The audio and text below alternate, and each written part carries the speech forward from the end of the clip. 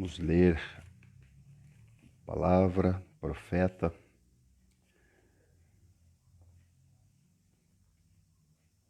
O profeta fala algo maravilhoso, algo da parte de Deus que viria, um avivamento, um novo tempo. Nós sabemos aqui que o profeta estava falando da vinda do Salvador, falando da obra do Messias, da igreja, do povo de Deus. Então, amados irmãos, toda a promessa de Deus se cumprirá. Nenhuma cairá por terra sem que antes se cumpra. A despeito dos tempos, dos momentos que estamos vivendo, o Senhor é fiel na sua palavra e nas suas promessas. Então, o profeta Isaías fala da soberania de Deus e da vaidade dos ídolos. Isaías 44:1, agora, pois, ouve, ó Jacó, servo meu, e tu, ó Israel, a quem escolhi. Assim diz o Senhor que te criou e te formou desde o ventre e que te ajudará. Que te formou desde o ventre e que te ajudará. Não temas, ó Jacó, servo meu, e tu, Jesurum, a quem escolhi, porque derramarei água sobre o sedento e rios sobre a terra seca. Derramarei o meu espírito sobre a tua posteridade e a minha bênção sobre os teus descendentes. E brotarão entre a erva, como salgueiros junto aos ribeiros das águas.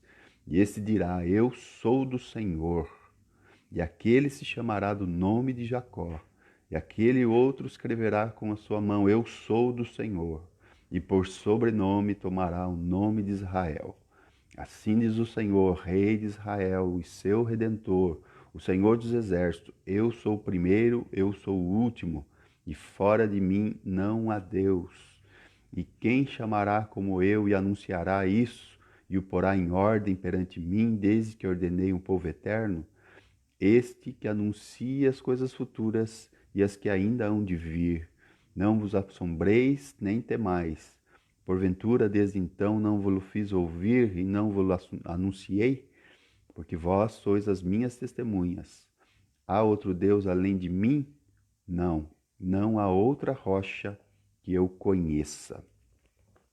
Então, o Senhor é Deus eterno, o Senhor é o Todo-Poderoso, que está agindo, está operando, está guardando, está livrando, está conduzindo a sua igreja, o seu povo, os que nele confiam, jamais serão confundidos, os que se confiam nele não serão abalados, como diz o Salmo 125, mas permanecem firmes para sempre.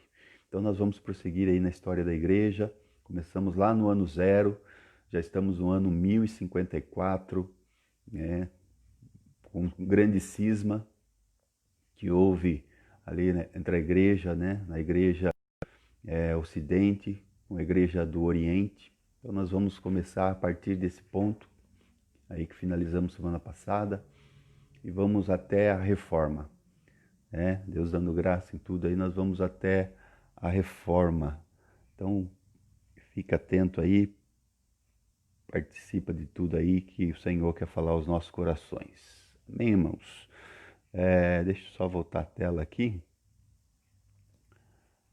a primeira tela, para a gente. Se você tiver alguma dúvida do que falarmos aqui, agora estou conseguindo ver aqui, visualizar os comentários. Se você tiver alguma dúvida, alguma pergunta, coloca nos comentários aqui, e a gente vai vendo, vai lendo, vai falando, e vamos aí sendo por Deus edificados aí em nome de Jesus. Amém? Louvado seja Deus. Deixa eu mostrar aqui a tela inicial do nosso estudo. Hoje nós vamos falar então do grande cisma, começarmos por isso aí, que já finalizamos semana passada, as cruzadas, a pré-reforma, e a reforma em si, a reforma protestante ali por Martim Lutero. Então participe conosco aí, atente para cada coisa. Se tiver alguma dúvida, alguma pergunta, vai colocando aí em nome de Jesus. Deus abençoe a todos que já entraram aí, todos que estão participando. Vanessa, paz do Senhor. Selma, bom dia, paz. Os irmãos aí que estão entrando. Louvado seja Deus. Coloca um joinha aí. Júnior aí, Junião Berdugo. Deus abençoe. Coloca um oi aí, um olá para os irmãos. Compartilhe esse vídeo, irmãos. Cada um que compartilha, nós aumentamos 100 visualizações. Então é importante você apertar aí o compartilhar. E quanto mais fazemos isso, cada um que faz isso, mais 100 pessoas são alcançadas aí pela palavra do Senhor. Amém?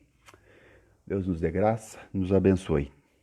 Em nome de Jesus. Então nós vimos lá em 1054 o grande cisma da igreja, o grande cisma que aconteceu ali, dividindo a igreja do Ocidente da igreja do Oriente.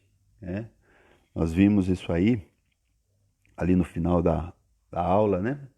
Então a igreja de Roma e a igreja em Constantinopla. Então ficou ali essa divisão. A igreja católica apostólica romana, como conhecemos hoje, e do lado oriental, Constantinopla, a igreja ortodoxa, a igreja ortodoxa oriental. Você já deve ter visto na televisão. Vou mostrar aqui a foto dos dois líderes, dessas duas igrejas hoje. Esses são aí os dois líderes aí da igreja, dessas igrejas hoje, Aqui o Papa Francisco, da igreja ocidental, e o patriarca Bartolomeu, que é o líder aí da igreja oriental. Então são esses dois aí que lá em 1054 teve esse cisma, e hoje aí são esses dois aí que estão à frente essas igrejas aí, para os irmãos terem conhecimento. E qual foi a questão, que trouxe esse cisma? Então eram questões teológicas, questões políticas, questões econômicas, interesses pessoais, entre outros, Então fiz uma tabelinha aí da igreja católica, a igreja ortodoxa, Então, para a igreja católica, o Papa era a autoridade máxima. Nós não vamos ver todos, mas vou ver alguns aqui.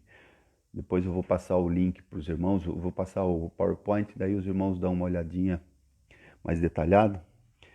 Então, o primeiro aqui para a igreja católica, o Papa é a autoridade máxima. Para a igreja ortodoxa, não há uma autoridade máxima. Aqui a cruz, a diferença da cruz.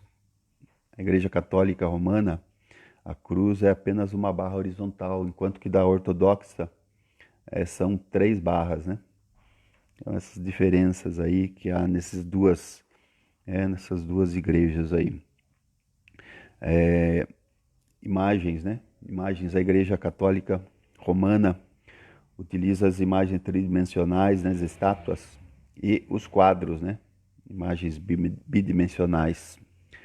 E a ortodoxa só permite imagens bidimensionais, Eles não aceitam imagens, só fotos, quadros, Só na bidimensional. Então, alguns detalhes aí só para conhecimento.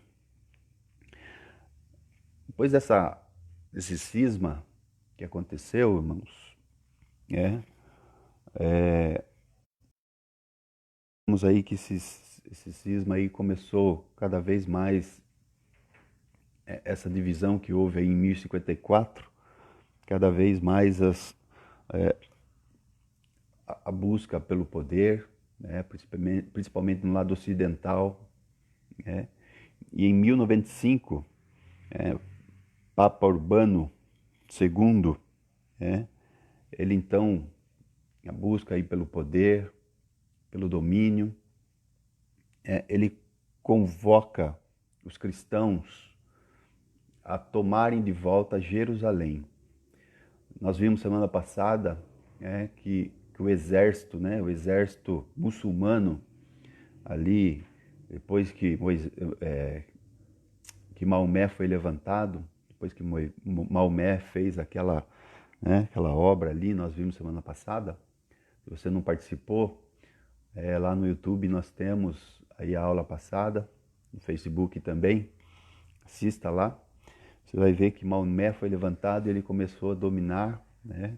Começou ali a dominar Meca, não foi bem aceito, foi para Medina, virou um grande líder, voltou para Meca, conquistou Meca, e depois foi conquistando Medina, foi conquistando ali e conquistou Jerusalém, né? Conquistou Jerusalém.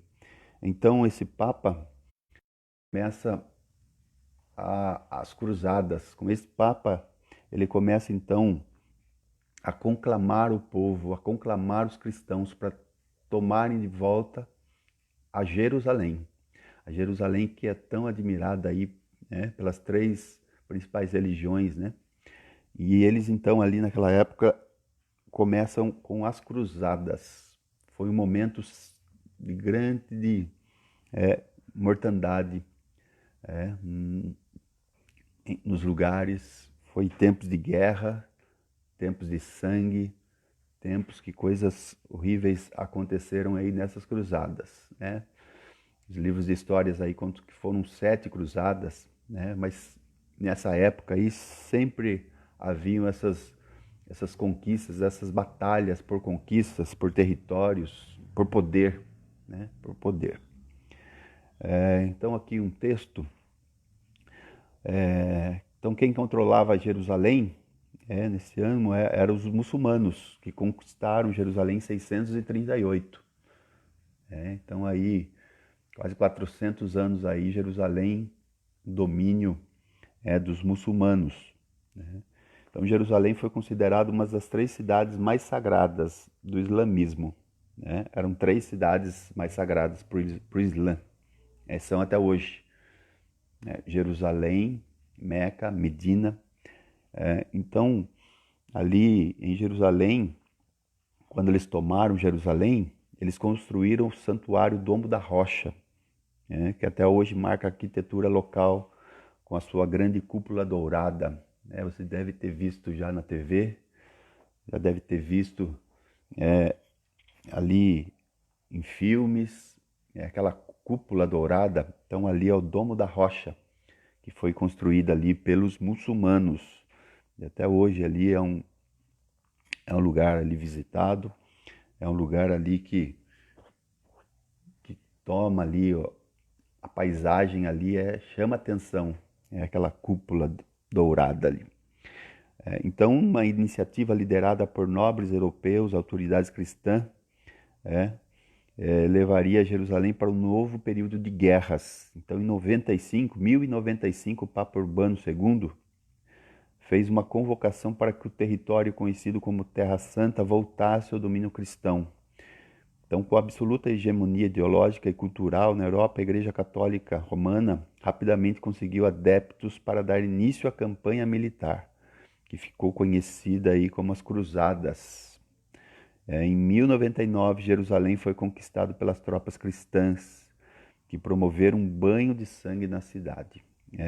Muçulmanos e judeus foram massacrados e expulsos da sua terra. Esse é um momento sombrio da história da igreja, né? Essas cruzadas trouxe muita morte, como banhos de sangue, vidas ali, judeus, muçulmanos, tantos outros povos que eles iam atacando, tudo em nome da fé, tudo em nome de Deus, Então era a jihad cristã papal, era a seguinte: quem lutar por essa causa tem indulgência plena.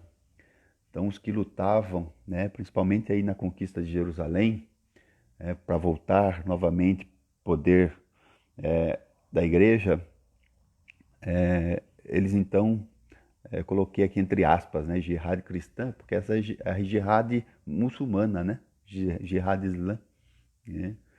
Então a igreja cristã nessa época eles faziam também, quem lutar por essa causa tinha indulgência plena.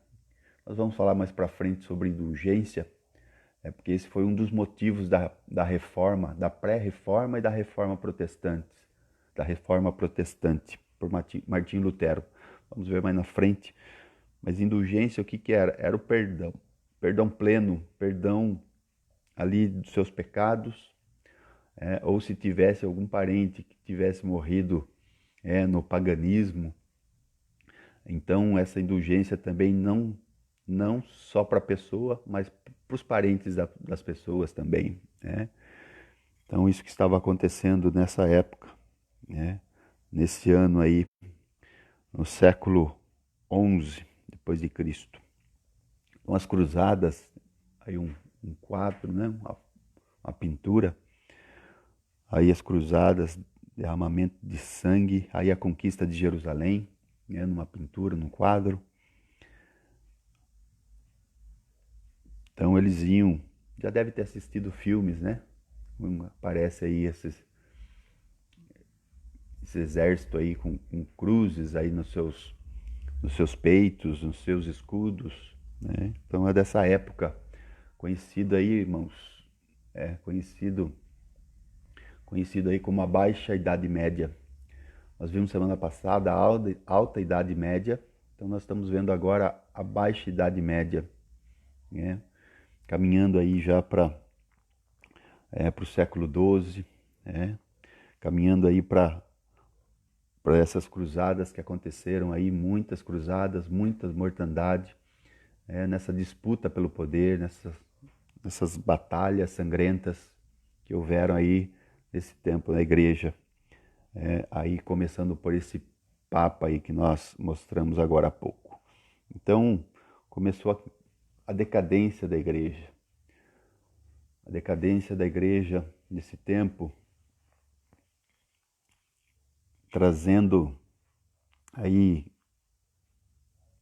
grandes consequências para a igreja, para os cristãos que viviam nessa época.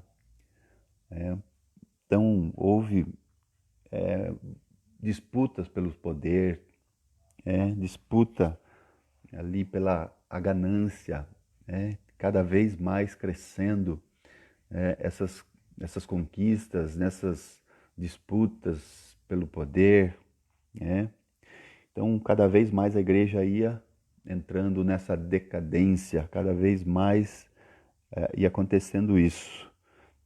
E no ano de 1309, já estamos aí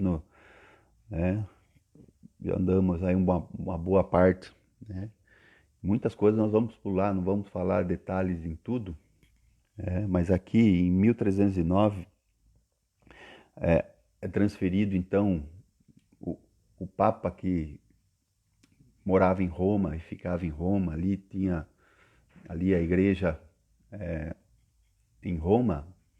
Agora então, nesse ano de 1309, foi transferido para a França, foi transferido para a França. Então já entrava, e o Estado estava altamente ligados, ligados um com o outro. Então o poder político dominava e fazia ali com que as coisas acontecessem.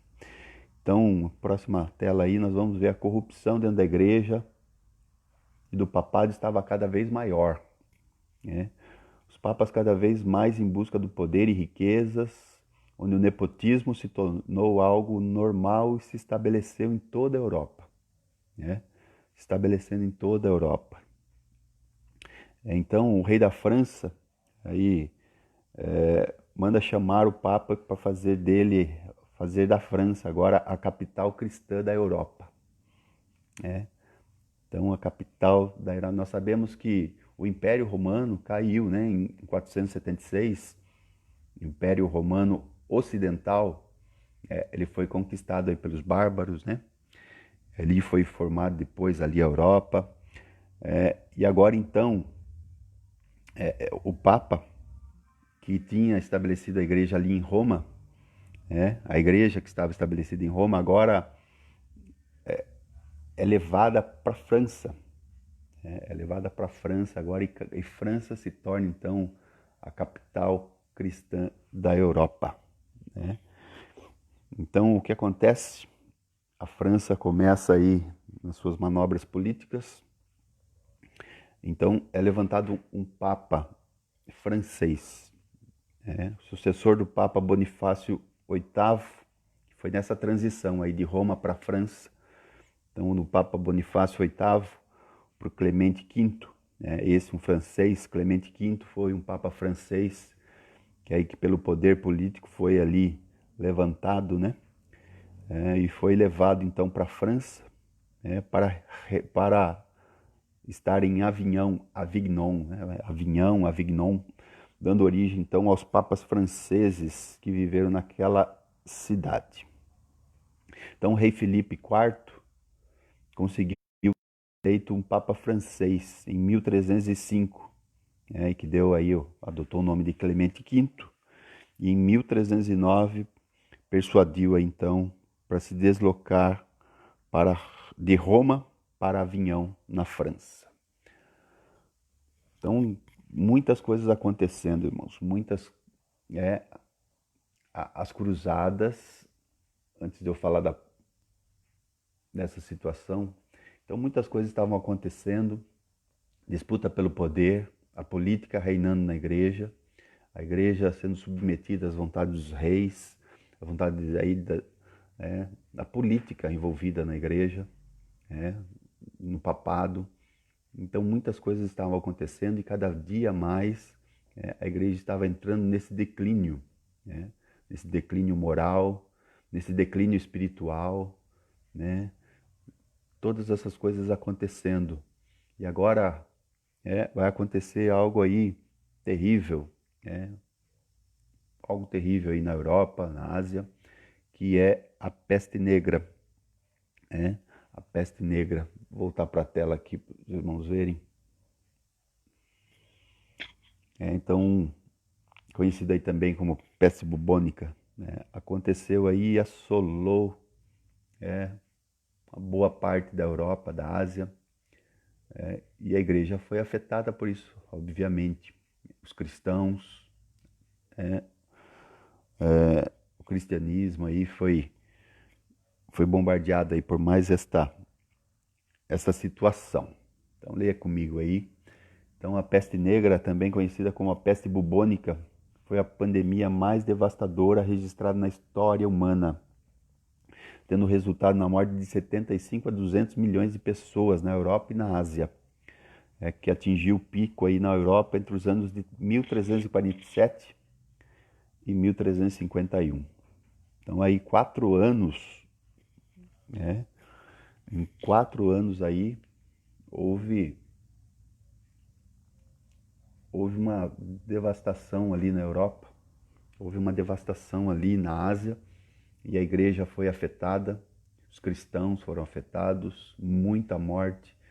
Nós estamos vivendo um tempo de pandemia, nós estamos vivendo tempos difíceis, mas nessa época aqui, nessa situação aqui, século XIV, essa situação foi horrível, essa peste, conhecido como peste negra ou peste bubônica,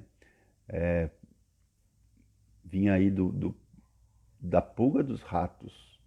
Então naquele tempo não havia medicina, não havia estudos sobre as doenças, não havia nada disso, não havia antibiótico, que era uma bactéria que a pulga do rato, transmitia essa bactéria para o homem.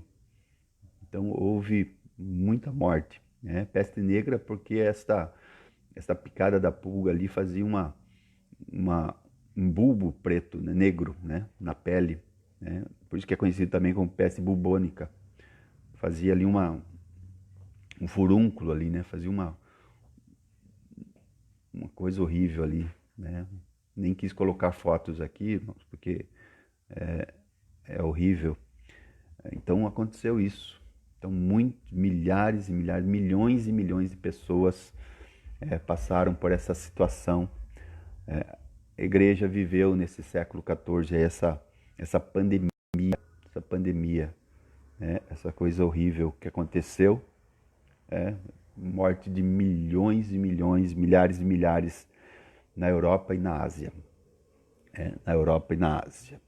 Então, muitas situações aconteceram ali. E a igreja sempre perseverando, irmãos. O Senhor sempre guardando o remanescente, sempre guiando o seu povo. Nesses 2000 anos de história da igreja, o Senhor guardou debaixo da sua graça. Nós vimos na quinta-feira, né?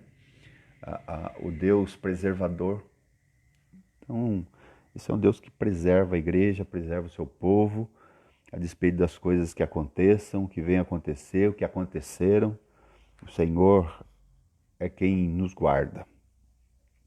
A praga também criou uma série de convulsões religiosas, sociais e econômicas, com efeito profundo no curso da história da Europa. Então começou guerras, a Guerra dos 100 Anos, guerras entre Inglaterra e França, guerras entre outros locais. Então as guerras, pandemias, situações horríveis acontecendo, coisas ali sendo colocadas ali dentro do povo, coisas sangrentas acontecendo. Então, amados irmãos, esse era o cenário. Esse era o cenário. Cruzadas, pandemias, guerras, mortes, busca pelo poder, tudo isso acontecendo ao mesmo tempo. Então esse século XIV aí foi um século difícil para a igreja, século complicado para os cristãos, mas o Senhor guardando, o Senhor preservando o seu povo, preservando a sua igreja, e tudo isso acontecendo ali. Então outra coisa acontece nesse meio tempo. Nesse meio tempo acontece um outro cisma. Só que agora o cisma do Ocidente, o grande cisma do Ocidente. Então, entre os anos de 1378 e 1417, acontece aí uma ruptura, ou um cisma, Um cisma, dois papas começam a mandar, a governar. Um que estava em Avignon, na França, e outro que estava em Roma. Então, com toda essa situação que estava acontecendo, com toda essas situações que estavam acontecendo, então traz ali agora mais uma consequência, uma ruptura. O Papa Urbano VI, em Roma, não era bem quisto, era um papa um tanto quanto autoritário. Então estabeleceram aí mais um papa, um Papa Clemente VII. Então a história da igreja tem esses dois papas dominando, esses dois papas ali dirigindo a igreja. Então foi um momento difícil, foi momentos ali conturbados na história da igreja, momentos que parecia que a igreja ia afundar, não ia para frente, o cristianismo, os cristãos, mas Deus no controle de todas as coisas, Deus operando, Deus agindo, Deus estabelecendo o seu tempo. Então aqui começa aí o fim da Idade Média. Começa então chegar aí no fim da Idade Média. Em 1453, o Império Romano do lado oriental também é dominado pelo exército otomano. Então começa ali o fim de mais uma era, de mais um tempo, e começa então o fim da Idade Média e começa então a se viver um novo tempo que começa a clarear para a igreja, para os cristãos.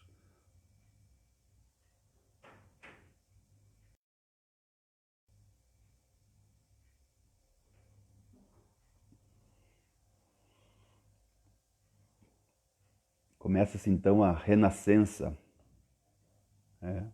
A renascença, ou o renascimento, né? Então, o que foi o renascimento? Né? O renascentismo, também conhecido como renascentismo ou renascença, né? É o período de transição entre a Igreja Média e a Igreja Moderna, que ocorreu principalmente na Itália e se alastrou por toda a Europa. Então, importantes acontecimentos artísticos, culturais marcaram esse momento e invadiram o Ocidente do século XV. Então, o desenvolvimento das artes, da ciência, da economia, da política fez adormecer na eternidade os pensamentos medievais.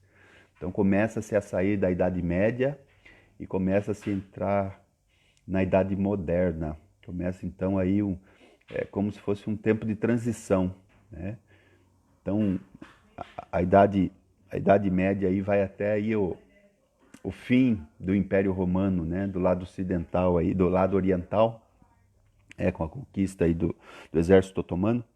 Então começa o fim da Idade Média e começa então o início da Idade Moderna, com o renascentismo, com esse tempo da Renascença. E o que aconteceu nesse tempo, né, irmãos? Qual é esse tempo aí? Você já deve ter visto aí essas pinturas, essas obras de arte.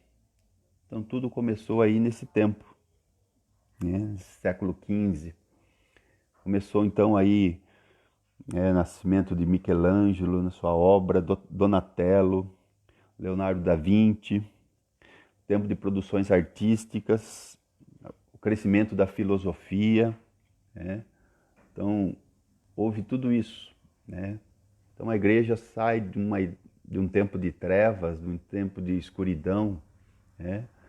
Um momento na história de grandes batalhas e batalhas pela própria igreja, em nome de Deus, né? Do jihad cristão lá, lembra que eu falei? Então tudo isso está encaminhando para alguma coisa, tudo isso está levando a igreja para alguma coisa que vai se culminar ali com 1517. Então nós estamos vivendo aí o século XV, todo esse renascentismo, o humanismo. Então essas imagens aí, começam então as pinturas, as obras de arte. Então você vai ver ali coisas acontecendo, crescimento ali, né? Trazendo o homem, né? Trazendo o homem para o centro, trazendo o homem à luz, né? Trazendo então ali algumas coisas ali são modificadas, né? Então com esse tempo, então aí marca aí a transição entre a Idade Média e a Idade da Luz aí, né? A Idade das Trevas para a Idade da Luz. Só que começam a acontecer algumas coisas, né? Começam a acontecer algumas coisas no meio da igreja. Então os irmãos viram ali, Michelangelo, Donatello, pintores, escultores, né? Da Vinci. Então o que aconteceu? A igreja começou a absorver toda essa cultura, a igreja começou a absorver toda essa ideologia que estava ali naquela época. E começaram então os seus templos, começaram então ali as suas igrejas usarem dessas obras de arte, dessas artes, dessas pinturas, né? Então tudo isso custava dinheiro e muito dinheiro. Então começou o quê? começou o tempo das indulgências. Já existia antes, mas aí começou a ficar mais forte. Começou então a ficar cada vez mais claro ali no meio da igreja. Aqui está uma cópia de uma indulgência. O que era indulgência, né, irmãos? Indulgência era a forma da igreja romana receber valores para que pudessem ali, nas suas arquiteturas, pudessem pagar. Né? O Papa Leão X foi ali um dos grandes, né, que comandava essas indulgências aí, né, essas situações aí para fazer dinheiro para que essas pinturas, né, Capela Sistina, tem obras ali de Michelangelo, tem obras ali, tem esculturas ali, amados irmãos, que milhões e milhões e milhões de dólares custam, umas obras de arte, irmãos, que não se vê em outros lugares. Então, tudo nessa época, né? No renascentismo aí, nessas obras de Michelangelo, Donatello, de Leonardo da Vinci, nas suas obras, nas suas esculturas. Né? Então, os tetos dessas igrejas, os tetos desses templos, dessas basílicas, eram tudo feito com essas obras, para que a igreja fosse cada vez mais ali participante da cultura. Então isso custava muito dinheiro, então essas indulgências eram necessárias para que isso fosse trazido ali valores para que eles pudessem estabelecer ali as suas vontades. Né? Então aqui está uma carta de indulgência, né? Você vê ali, coloquei aí, indulgência. Indulgência é uma indulgência, é o perdão. Né? Então, indulgência plenária e remissione di tutti i peccati. Né? Então, indulgência plena e remissão de todos os pecados. Né? Então, aí era a carta de indulgência. Né? Se a pessoa pagava ali certa quantia de dinheiro, tinha essa carta, tinha esse documento, ele então estava bem na fita. Se ele tinha essa carta, se ele tinha essa indulgência, ele estava bem na fita. Se ele não tinha, ele estava lascado. Então, dependendo ali o que ele pagasse, seria absolvido ele, seus parentes, as pessoas que estavam no purgatório. Né? Essa era uma doutrina papal ali da época, da igreja romana. Então, se tinha alguém ali que morreu no pagão, então ele pagava tal quantia para que ele fosse absolvido e para que esse parente dele, pai, mãe ou quem for que seja, quem quer que seja, fosse tirado daquela situação. Então se pagava muito dinheiro e todo esse dinheiro aí era usado aí nos recursos para construir, né?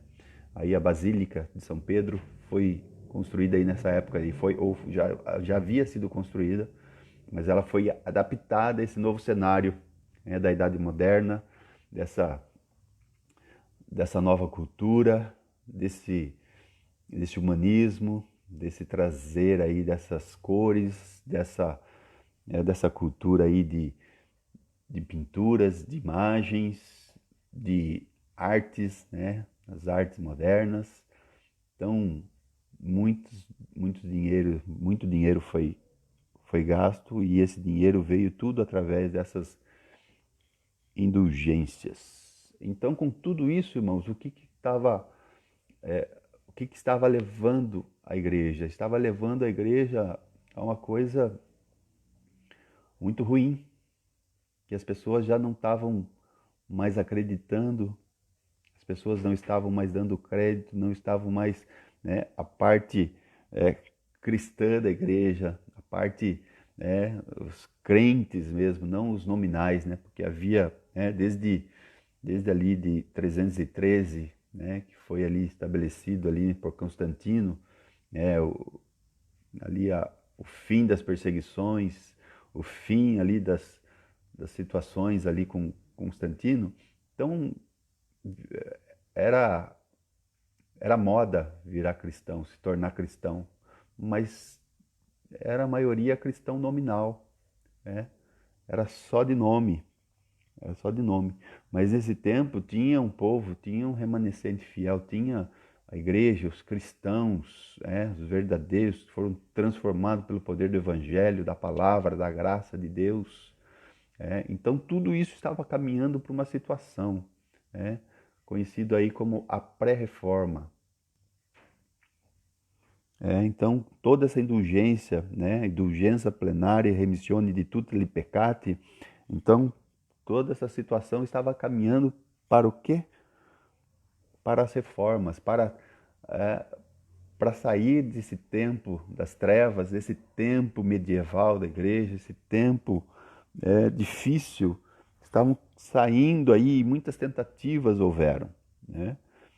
Então, por causa de vários fatores, houve várias tentativas de reformas no seio da igreja. E alguns desses fatores foram corrupção, o poder, o poder pelo poder, as riquezas, as cruzadas, as inquisições, as indulgências, as inquisições. Não falamos muito das inquisições, mas houveram muitas, né? Quando não se cria ali no que se pregavam, então havia as inquisições, né? Então nós vamos falar de 3 aqui que foram aí queimados, né? 3 nomes eu coloquei aqui dos pré-reformadores, eles foram queimados, né? Então tudo isso estava levando a igreja para uma reforma, tudo isso estava levando a igreja para um tempo de... E o renascentismo foi, de uma certa forma, benéfico para isso, né? Benéfico para isso. Então a igreja já não estava sendo bem vista pelas pessoas e houve vários movimentos de reformas, mas que se esbarravam no medo e nas ameaças do poder eclesiástico papal, né? Então esses movimentos foram liderados aí, a pré-reforma, tá? Não era bem a reforma ainda, mas a pré-reforma, antes da reforma em si. Então esses movimentos foram liderados aí por John Wycliffe, Savonarola e John Huss, entre outros, né? Muitos outros nomes, mas esses 3 nomes aí conhecidos como os pré-reformadores. Então esses homens, antes da reforma em si, em 1517, antes disso acontecer, houveram esses homens, né? Então eles foram ali brutalmente assassinados, porque eles lutavam com unhas e dentes, com as suas forças, contra as indulgências, contra esse poder papal, contra essa política interferindo na igreja, contra toda essa situação que estava acontecendo. A igreja já estava passou por uma pandemia que matou milhões e milhões, passou por uma cruzada que derramou muito sangue, né? Ali em nome de Deus ainda se usava para essas conquistas, a interferência aí do rei da França, né, Filipe. Então, tanta situação acontecendo, irmãos. Então esses cristãos verdadeiros, esses cristãos que criam no Senhor, que criam na palavra do Senhor, vendo tudo isso, eles não poderiam ficar satisfeitos. Então esses 3 aqui principais, né? O Savonarola, o John Huss, John Wycliffe. Esse John Wycliffe, ele traduziu a Bíblia para o inglês. Traduziu a Bíblia para o inglês. Savonarola, John Huss. Então esses homens aí valentes, eles eram os líderes, né? Mas com eles haviam muitos cristãos, muitos que já não suportavam a situação da igreja, nessas indulgências, nesse paganismo infiltrado na igreja, essa situação horrível que estava vivendo, É, então, chegou-se num tempo, é,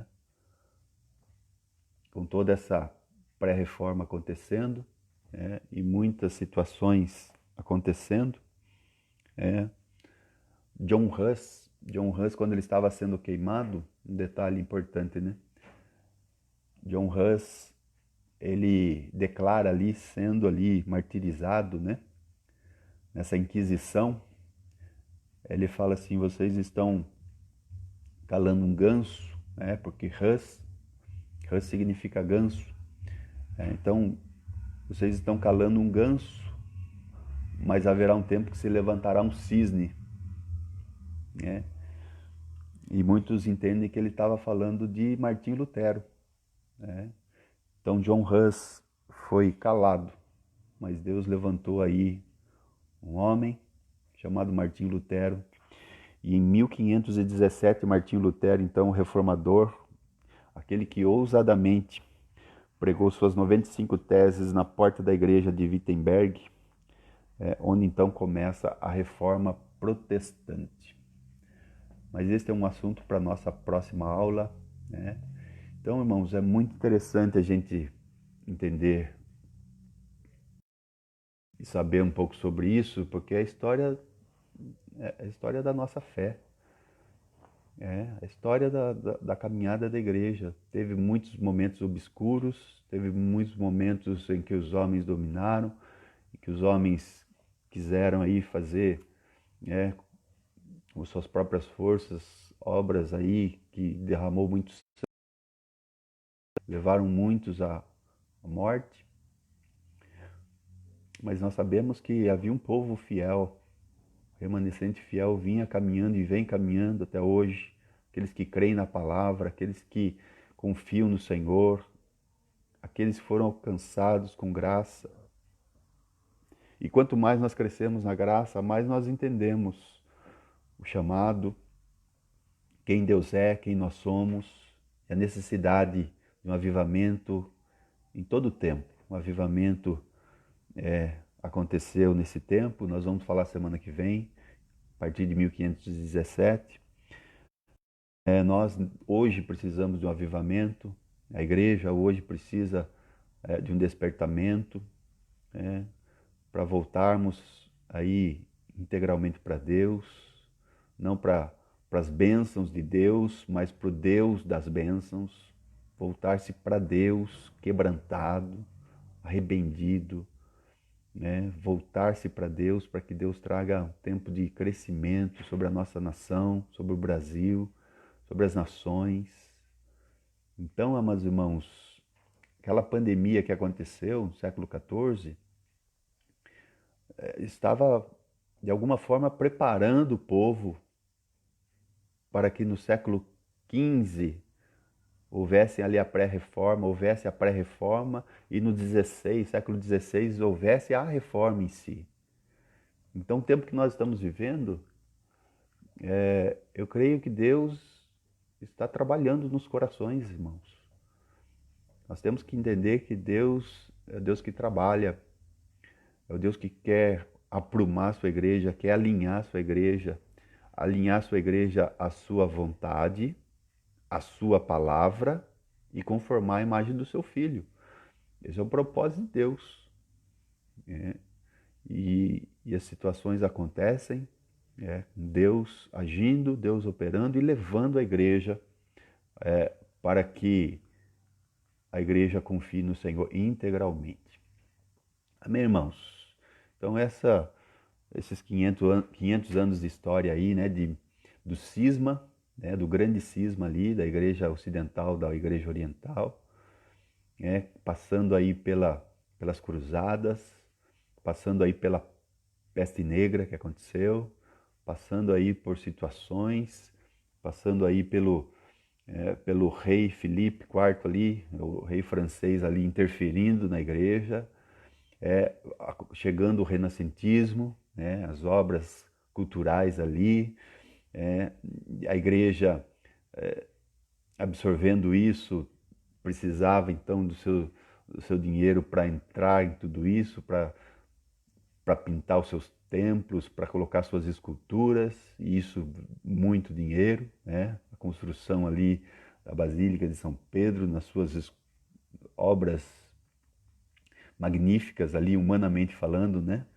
Muito dinheiro, e tudo isso então veio as indulgências, e tudo isso estava caminhando para a reforma que começou então já pelos pré-reformadores e que culminou aí com Martinho Lutero em 1517, trazendo as suas 95 teses, do que estava errado, do que estava longe da vontade de Deus, do que estava longe ali da verdade do Evangelho.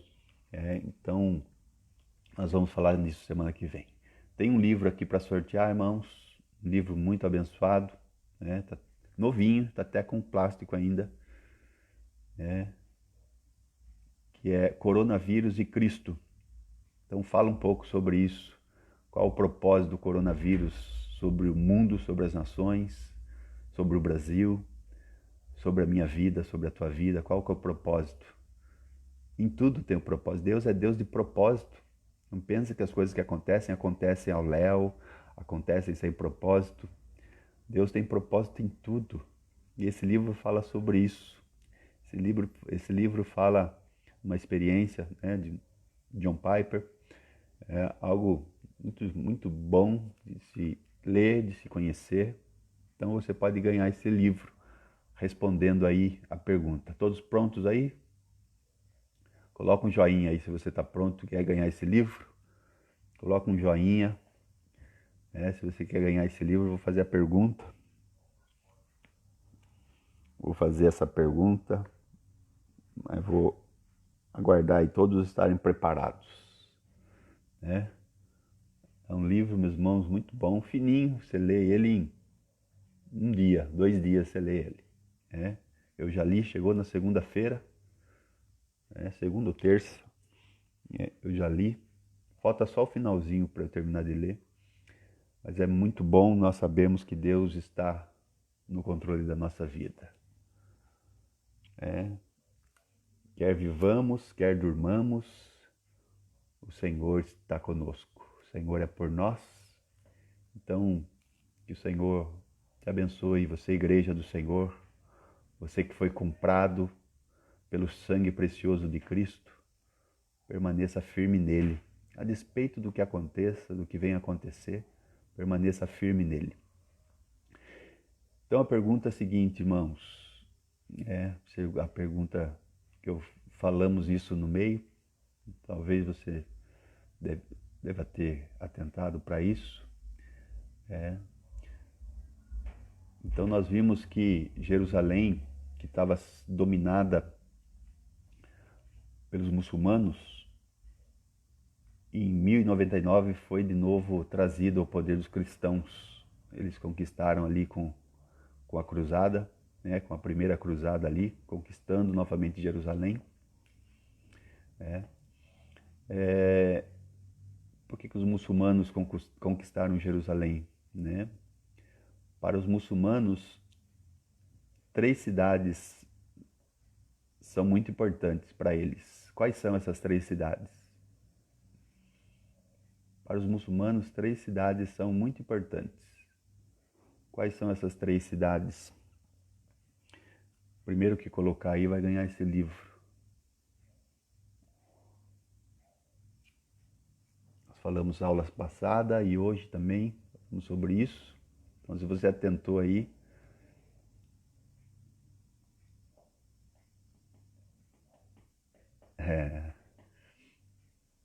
a Giovana, para variar, né? Para variar, a Giovana aí já respondeu. Medina, Meca e Jerusalém. Então essas 3 cidades são importantes aí. A Lívia também respondeu certo, o Junião também respondeu certo. Mas aqui, pelo que eu vi aqui, o primeiro que respondeu certo, deixa eu ver no computador aqui.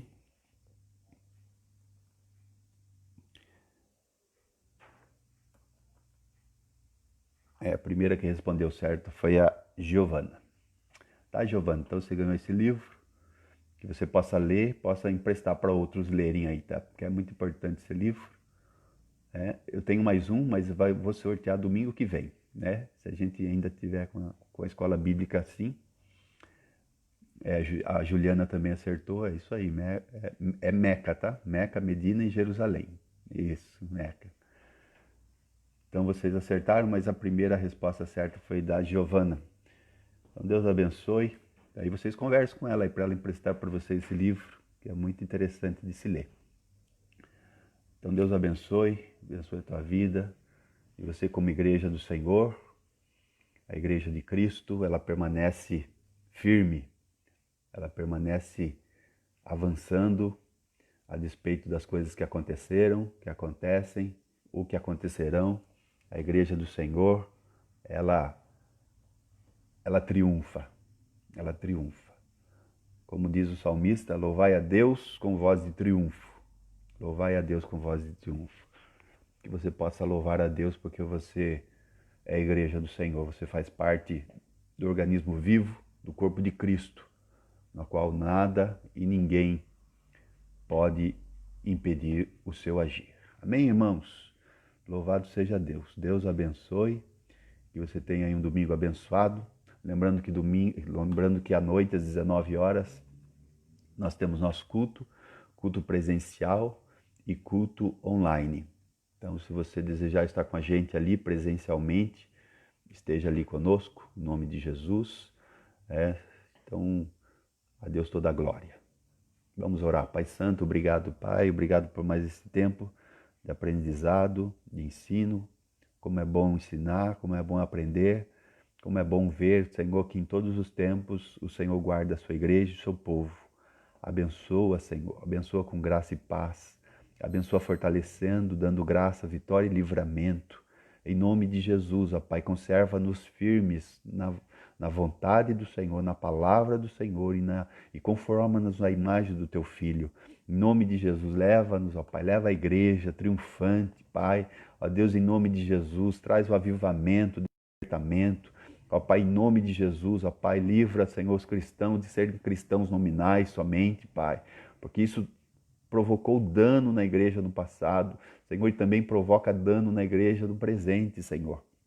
Não sejamos crentes nominais, mas sejamos crentes atuantes que creem, Senhor, verdadeiramente no Salvador. Ó Pai, em nome de Jesus, na graça do Senhor. Pai amado, é da graça do Senhor que precisamos, da graça do Senhor que necessitamos tão somente. Nos abençoa, nos enche com o Teu Espírito, nos leva além, nos leva a avançar para a Tua glória e para o Teu louvor, em nome de Jesus. Amém e amém. Amém, irmãos? Deus abençoe, um bom domingo. Deus abençoe a todos em nome de Jesus.